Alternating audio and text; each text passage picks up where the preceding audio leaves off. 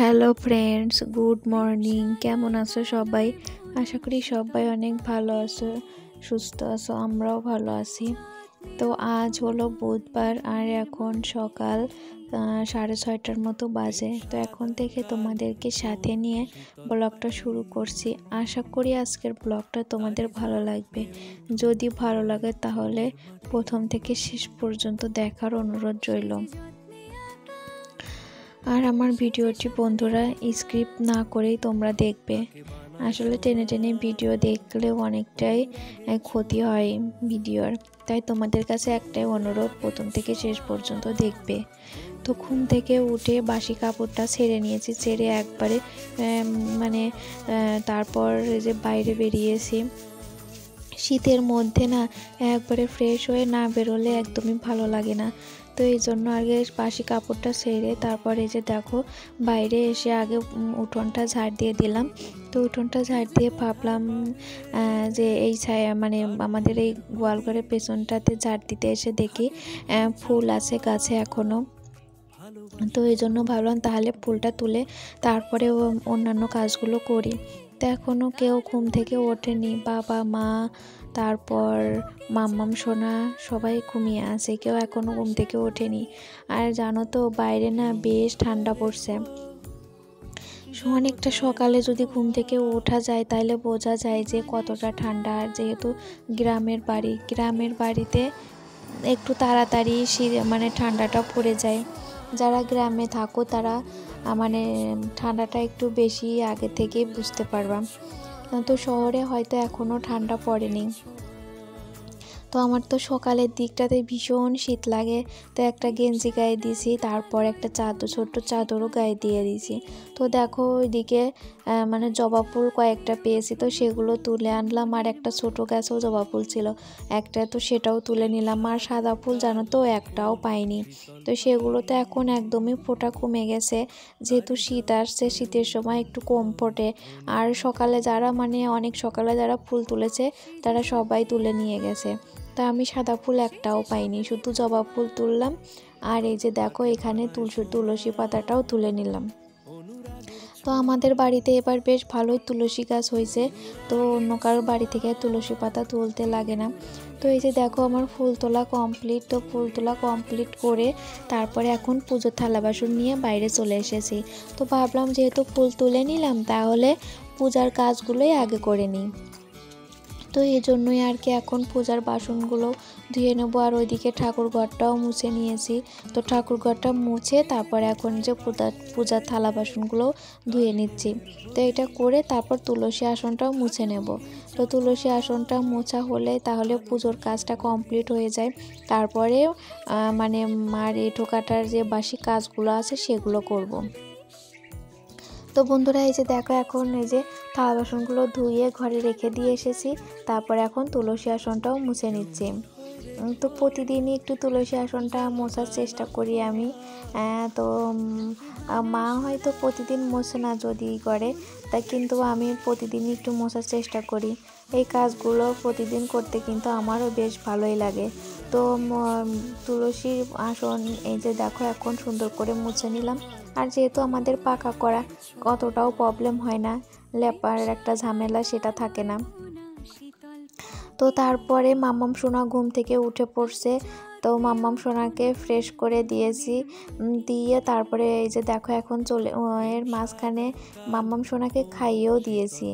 তো মাম্মাম সোনার জন্য সুজি রান্না করেছিলাম, যেহেতু আজ একটু দেরি করে রান্না হবে, বাবা সকালই কাজে চলে গেছে।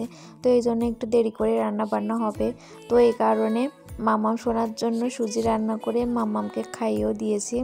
দিয়ে এখন এই যে ঘরটা গুছিয়ে নেব। ঘর গুছিয়ে ঘরটা ঝাড় দিয়ে আমিও ফ্রেশ হয়ে নেব। এখনও ব্রাশটা করা হয়নি, মুখটা ধোয়া হয়নি। তো সেগুলো করে তারপর রান্না বান্না করব। তো আজ আমি রান্না করব।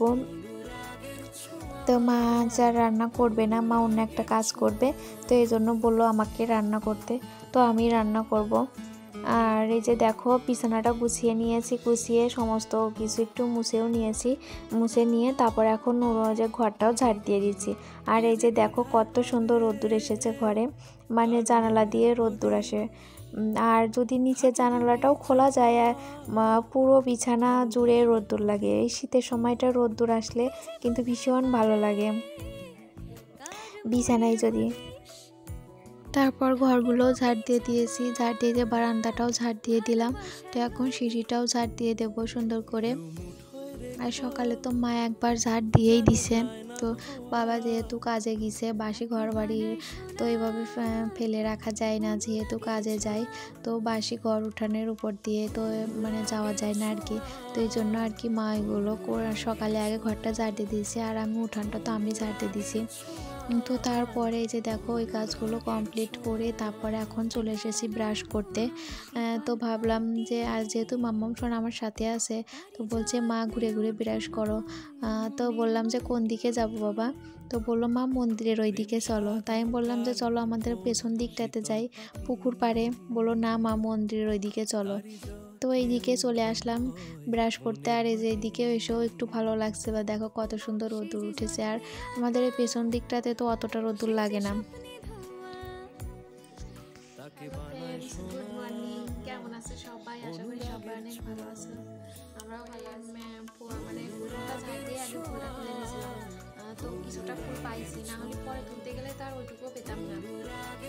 তো ফুল তুলে উঠোন ঝাড় দিয়ে তারপর ফুল তুলতে গেছি। তারপর সে থালা বাসনগুলো ধুইছি, মানে তারপর মামাম সোনা ঘুম থেকে উঠে পড়ছে দেখি। তো মামাম সোনা দাদুর ঘরে ছিল।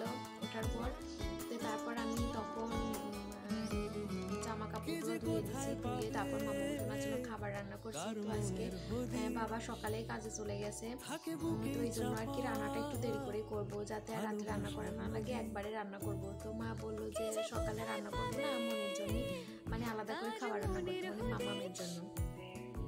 তো এই জন্য আর কি মামামের জন্য সুজি রান্না করে মামামকে খাইয়ে দিয়েছি। খাইয়ে আমিও একটু ব্রাশ করলাম, ফ্রেশ হলাম, দিয়ে তো এখন যাবো রান্নাঘরে কিছু একটা খেয়ে মুড়ি খাবো, না হলে বিস্কুট আছে, তো এগুলো খেয়ে যাবো রান্নাঘরে, রান্না বান্না করবো। তো মা আমাকে আজ রান্না করতে বললো, তো এখন আমি রান্না করব। আর মা বললো যে কাঁথা পাততে, মানে যে কাঁথা তোমরা তো বুঝতে পারছো, তো ওইটা পাতবে। তো এই জন্য বললো তুমি রান্না করো, আমি ওইটা করবো। তো এখন রান্না করতে যাব। তো ঘরের সমস্ত কাজ হয়ে গেছে, ঘর দোর গোছানো, ঝাড় দেওয়া, তো সমস্ত কাজই করে নিয়েছি। করে একবার ফ্রেশ হয়ে নিলাম, তাহলে এইদিকে কোনো চিন্তা থাকবে না, শুধু এখন রান্না করব। তারপর আর মাম্মাম সোনা তো আছে, ওকে খাওয়ানো, তো মাঝে মাঝে ওকে তো খাওয়াতেই হবে, তো সেগুলো আছে। এখন যাবো রান্না করে, চলো তোমরা দেখতে থাকো ব্লগটা, কি রান্না করি চলো। আর মা সমস্ত কিছু রেডি করে দিয়ে গেছে, কেটে কুটে সমস্ত কিছু রেডি করে দিয়ে গেছে, এখন শুধু আমি গিয়ে রান্না করবো। চলো তোমাদেরকে দেখাই কি রান্না করবো, আর সবটাই তোমাদের সাথে শেয়ার করবো। তো এখানে মূলা, আলু, লাউ, মরিচ এগুলো কেটে দিছে। আর এই যে পালং শাক, তো এগুলো দিয়ে একটা নিরামিষ তরকারি করব। আর এই যে ডাল দিয়ে, আর এখানে পেঁয়াজ, রসুন, আদা, আলু, ডিম, তো সব কিছু রেডি করা আছে।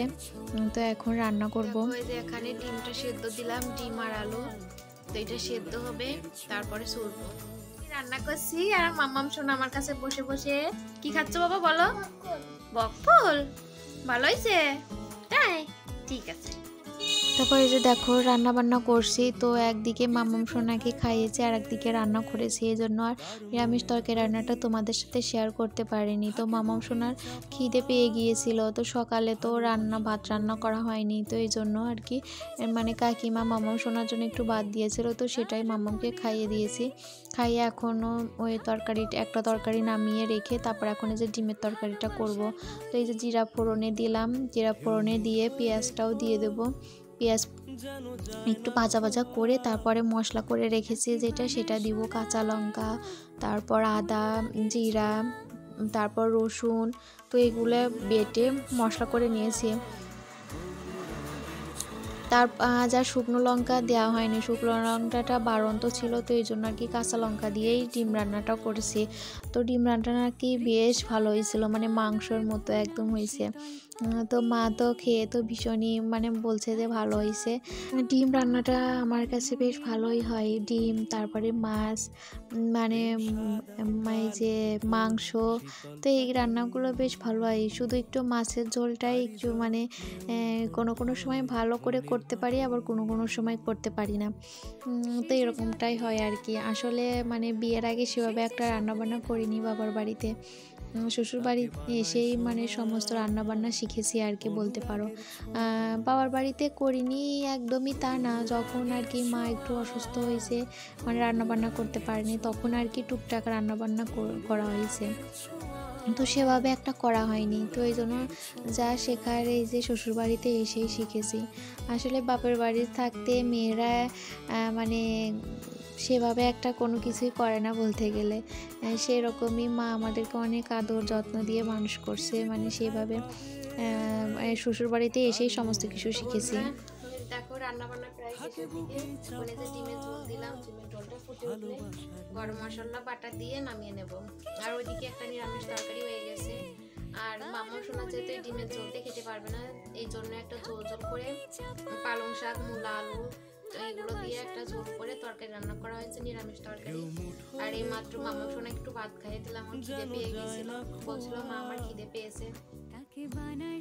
তো কাকিমা কি ওর একটু ওরে মানে ভাত ডাল এগুলো দিছে, বললো যে মেয়েকে খাওয়াই দাও, কাকিমা এগুলো দিল। তো এই জন্য মাম্মাম সোনাকে রান্না করছি, একদিকে খাওয়াচ্ছি, মানে একদিকে ডিম ছুলতেছি, একদিকে তরকারি নাড়তেছি, আর একদিকে মাম্মামকে খাওয়াচ্ছি। তো এরকম করে মাম্মামকে খাইয়ে দিলাম, ও ঠাম্মার কাছে গেছে। তো এখন তাড়াহুড়ো করে রান্নাটা করে তারপর ভাতটা বসাবো, ভাত বলেই রান্না কমপ্লিট। তো আজকের মতো রান্না বান্না নেই। তো চলো, এই যে দেখো এদিকে তো ডিমের ঝোল ফুটছে, এই যে দেখো নিরামিষ তরকারি আর এই যে ডিমের ঝোল। তো রান্না কমপ্লিট, তরকারি ভাতের জল বসাইছি। তো জলটা গরম হয়ে গেছে, তো এখন চালটাও ধুয়ে দিয়ে দিচ্ছি। তো এখন তারপরে যে দেখো ভাত ওইদিকে হচ্ছে, তারপর ভাবলাম যে রান্না বান্নার পরে যে থালা বাসনগুলো বেরিয়েছে, তো ভাবলাম এগুলো মেজে ধুয়ে নিই, তো এগুলো ফেলে রাখবো না। আসলে কোনো কাজ যদি ফেলে রাখা যায় তাহলে করতে করতে অনেকটাই দেরি হয়ে যায়, মনে হয় এখন করব না, একটু পরে করি, একটু পরে করি, এভাবে বলতে বলতে অনেকটাই দেরি হয়ে যায়। আমারও যে মানে যখনকার কাজ তখন করতেই বেশি ভালো লাগে, পরে করলে একটা কেমন অলসতা চলে আসে। তো এই জন্য আর কি আমার মাম্মাম সোনাও বাড়ির মধ্যে আছে, তো বললাম মা তুমি এখানে থাকো, আমি তাড়াতাড়ি করে থালা বাসনগুলো ধুয়ে তারপর তোমাকে চান করিয়ে দেবো। তো মাম্মাম সোনা বাড়ির মধ্যে খেলা করছে, আর এগুলো তাড়াতাড়ি করে ধুয়ে তারপরে মাম্মাম সোনাকেও চান করিয়ে দেব। তো ভাতও হয়ে গেছে প্রায়, তো চান করিয়ে তারপর আর একটু কাজ আছে সেটা করে মানে তারপর মাম্মাম সোনাকে খাইয়ে দেব। তো এই কাজ করতে করতে ভাতও হয়ে যাবে ওইদিকে, তারপর মামাম সোনাকে আমি খাইয়ে ঘুম পাড়িয়ে দেব। আসলে আজ আর একটুও মানে শুয়ে বসে থাকার একটুও সময় নেই, একটার পর একটা কাজ করেই চলেছি। তো একা হাতে সমস্ত কাজ করলাম, সংসারের সমস্ত দায়িত্ব একাই করলাম। আর এই যে দেখো এগুলো করে মামাম সোনাকে স্নান করিয়ে তারপরে যে দেখো ঘর বাড়ি সব মুছে নিলাম। পরে আসলাম, তো তোমাদের তো রান্নাঘর মুছা শেয়ার করছিলাম, তো তারপরে আর কোনো কিছু দেখানো হয়নি।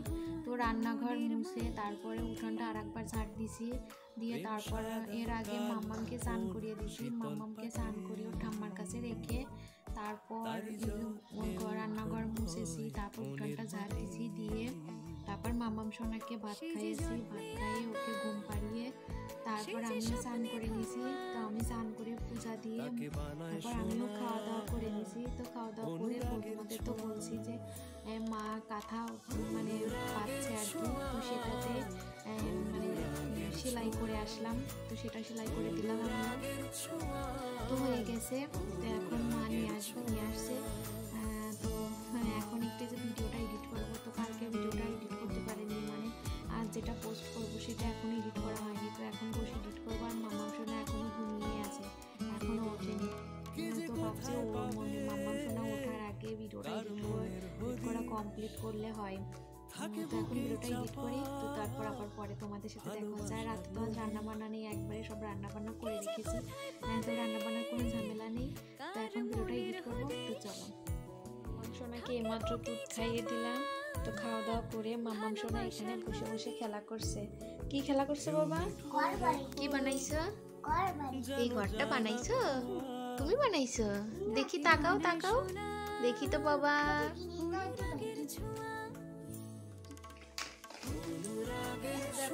ছোটটা বাঁধলাম। যে মামা সোনা এখানে বসে বসে খেলা করছে। তো আজকে রাতে তো রান্না বান্না নেই, তো সবকিছুই আছে। তো বাবা এখনো চলে আসবে কিছুক্ষণ পরে। তো বন্ধুরা খাওয়া দাওয়া কমপ্লিট করে আসলাম, খাওয়া দাওয়া কমপ্লিট। তা এখন ঘুমো দেবো, মামাম সোনাকে ঘুম পাড়াবো, তারপর আমিও ঘুমিয়ে পড়বো। এই যে দেখো মশারি টানিয়ে নিয়েছি, বিছানাও করে নিয়েছি, সমস্ত কিছু কমপ্লিট। তা এখন ঘুমাবো। তো আজকে ভিডিওটা এখানেই শেষ করলাম, দেখা হবে নতুন একটা ভিডিওর সাথে। সেই পর্যন্ত সবাই ভালো থেকো। Good night.